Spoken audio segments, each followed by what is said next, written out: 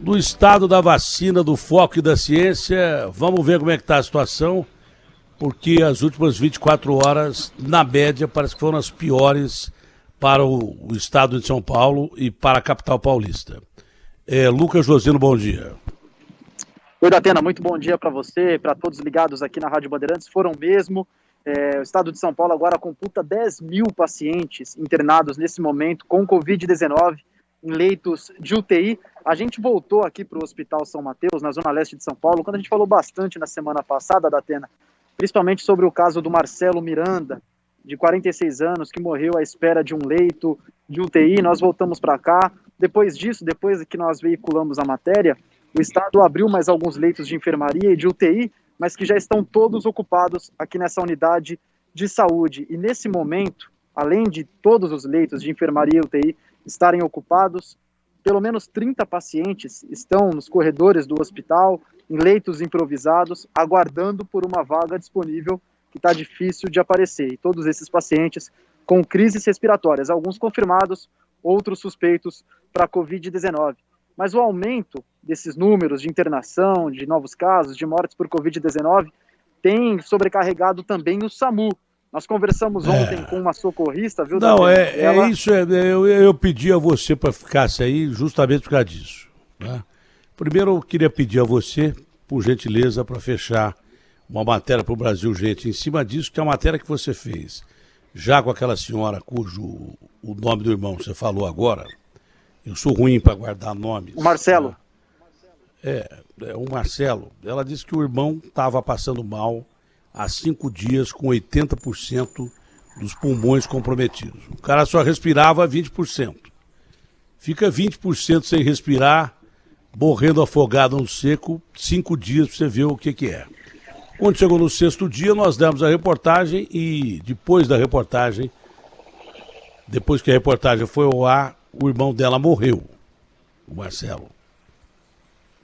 Morreu. Simplesmente morreu.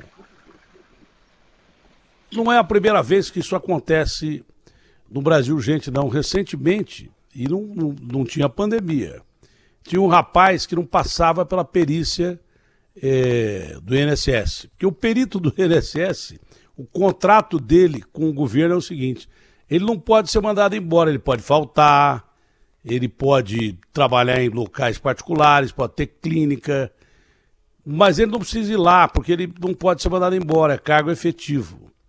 Né? Quer dizer que o cara, principalmente durante a pandemia, está trabalhando na clínica dele, está trabalhando em outros hospitais, e não vai lá fazer a perícia do INSS. Um monte de gente que não tem condição de trabalhar e precisa ser aposentado, não é aposentada.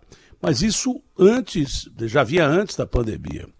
Então, um cidadão que vivia de pegar o que sobrava e às vezes podre do INSS, que ele não podia, do CEAGESP, porque ele não podia trabalhar, então ele ia do CEAGESP e pegava o resto de comida que tinha lá, às vezes até do lixo. Ele tinha uma lordose, que é uma doença grave que tem na coluna. Você viu o cara nitidamente, você via que ele não podia trabalhar, não dava para ele trabalhar, com dores atrozes e daí por diante. E o perito do INSS não aposentava o cara, mesmo porque era difícil encontrar o perito lá. Moral da história, nós demos a reportagem, quando acabou a reportagem, o cara me disse assim: o rapaz morreu. Aliás, acho que antes da reportagem ir pro ar, o rapaz morreu, e eu disse: olha, eu vou apresentar essa reportagem, mas ele morreu. O rapaz morreu. Não é? Aqui mesmo, nesse programa que vos fala, reclamaram uma vez que o engenheiro tinha tido um infarto e que precisava sair do sistema público de saúde e ir para um hospital com capacidade, porque o SUS daquela época era uma porcaria. Quantas vezes você ouviu dizer de gente que morria em corredor de hospitais porque o SUS não conseguia atender? Ah, mas hoje o SUS é uma beleza. Também não é uma beleza, mas ajudou o Brasil, porque o Brasil teve que investir dinheiro no sistema público de saúde, porque não investia. Porque o presidente, quando passava mal, os presidentes todos, ou políticos grandões, vinham para o Ciro ou para o Einstein. Presidentes, senadores, não iam para o o SUS. Tanto que eu sugeri, todo político eleito deveria ser atendido pelo SUS, que seria o melhor sistema do mundo. Eu falei isso, falo isso há 3, 4 anos atrás. Eleição, cara eleito, independente do que for, se não quiser pagar o tratamento particular dele, ele tem que ser atendido pelo SUS.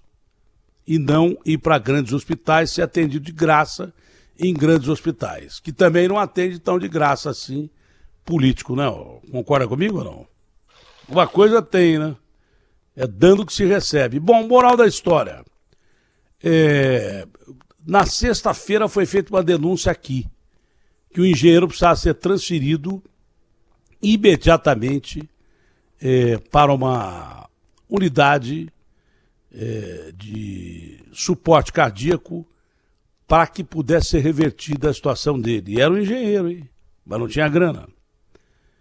Só que conseguiu, inclusive, uma decisão judicial de transferência. E tinha leitos nos hospitais particulares pra caramba. Se fosse, na época, o presidente da República, eles atenderiam. Como não era, não atenderam. Tá? E aí nós fomos atrás de fazer a reportagem e fomos procurar botar a reportagem no ar.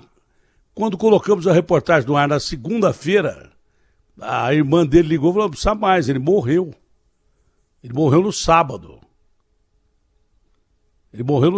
Na sexta nós fizemos a denúncia, íamos colocar a reportagem na segunda não adiantava mais que ele morreu no sábado. Então, essa situação lamentável da saúde brasileira, ela não vem só com a pandemia. Ela mostrou a sua cara, como diria o Cazuza, com a pandemia. Quantos que estão me ouvindo agora aqui tiveram seus entes queridos mortos antes da pandemia pela desgraça que o Brasil estava depois daquele governo Dilma, com o Manteiga, que arrasou o Brasil, e os outros governos anteriores também. Ninguém foge à regra. Sempre trataram muito mal a saúde, jogaram no lixo a saúde. Tanto que o doutor Jatene, que era um cara bem intencionado, inventou o imposto da CPMF e roubaram o imposto da CPMF e não botaram na saúde. Quantos estão me ouvindo aqui que tiveram os seus entes queridos mortos antes da pandemia por falta de atendimento médico antes da pandemia? Não é agora, não. Não é? Liguem aí pro Zap que o Ricardo, bom dia, Ricardo, vai dar. Bom dia, Datena. E prestem o seu testemunho. E não precisa botar copo d'água em cima da... Foi embora, Josino.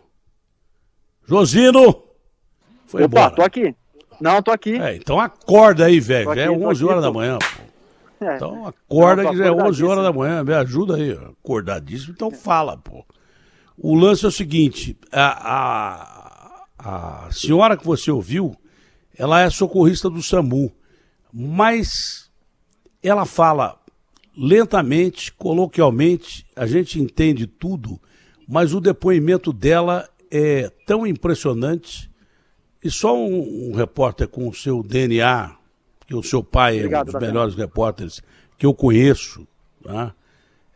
Tem a sensibilidade de fazer essas entrevistas, como fez com a irmã do rapaz que morreu 2 dias depois da entrevista, ou 1 dia depois da entrevista, 1 dia e meio depois da entrevista. Essa socorrista falando é de cortar o nosso coração. Ela fala mansamente, tranquilamente, mas fala de uma situação terrível que nós estamos vivendo em São Paulo.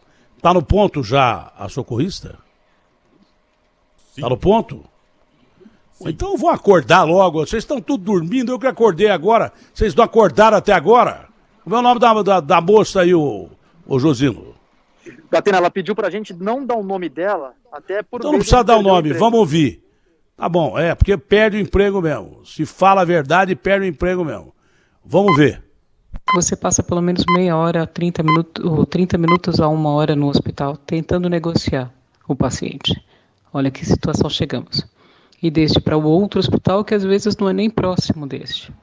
Então, um chamado como esse dura em média umas 3, 4 horas, que é o tempo que uma ambulância fica, muitas vezes com o paciente na sua responsabilidade. Tem mais aí, a fala dela é longa. Não é, ô Josino? Não tem mais? Só tem isso aí? Tem uma outra sonora também. Tem uma outra sonora que ela então explica põe o que tá tudo acontecendo. junto aí, cara. Pô, eu vou largar esse microfone aqui, porque hoje nós não estamos combinando, hein? Aquela jogada Coutinho-Pelé, só tá jogando o Coutinho, porque o Pelé não acordou ainda. Pô, vamos botar tudo que a mulher falou aí, porque é terrível, é triste. Vamos ouvir. E quando chegamos a esse hospital alega pra gente com todas, enfim, todos os argumentos possíveis e imagináveis que não há nenhuma condição de receber aquele paciente. A gente entra em contato de novo com a regulação médica, referindo o caso do hospital, referindo a dificuldade. A regulação médica, de uma certa forma, tenta intermediar no hospital e muitas vezes não consegue, porque a realidade dos hospitais agora é essa, e acaba referindo outro hospital, que a gente vai para outro hospital, daquele hospital para outro hospital. Eu já passei a situações em que fui a 3 hospitais diferentes. Bom, ela chega na porta de um hospital e bate com o cliente na porta, porque não tem leito. Aí o outro hospital fala assim, ó, leva para outro lugar. Aí o outro hospital diz assim, leva para outro lugar. E ela não falou aí, eu não sei se você perguntou, ô Josino, mas ela deve ter perdido pacientes nessa corrida pela vida. Alguém deve ter morrido no meio do caminho.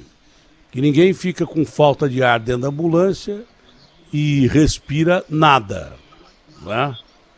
Se houver falência do sistema pulmonar, a pessoa para de respirar. Foi o que aconteceu com o Marcelo, irmão daquela senhora que falou com a gente. Ela chegou a dizer para você que gente morre dentro da ambulância com ela tentando chegar aos hospitais ou não?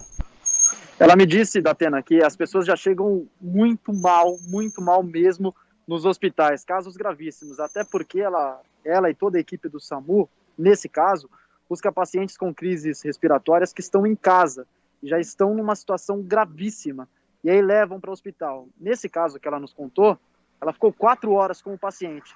Depois ela me mandou uma mensagem dizendo que o paciente não resistiu e acabou falecendo, mas morreu no hospital.